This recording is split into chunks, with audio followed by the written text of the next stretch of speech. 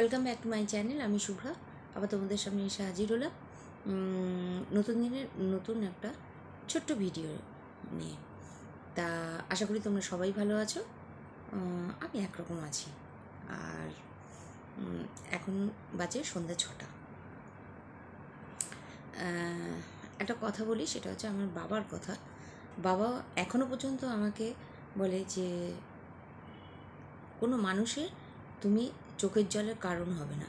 তোমার কথায় কেউ আঘাত পাক বা তোমার ঘর থেকে কেউ চোখের জল নিয়ে চলে যাক, সেটা কিন্তু তোমার পক্ষেই খারাপ।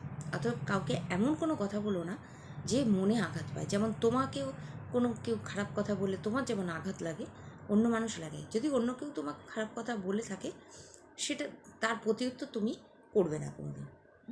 কিন্তু তুমি এমন কোনো কথা বলো না যে কোনো মানুষ চোখের জল ফেলে বা দুঃখ পায় বা কেন মানুষ যদি কোনো কারণে দুঃখ পায়, আঘাত পায়, তার মনে যদি খুব লেগে থাকে, সেটা কিন্তু তোমার অভিশাপের কারণ হয়ে দাঁড়াবে। অতএব এমন কোনো কথা বলো না যাতে সে আঘাত পায়। ঠিক আছে?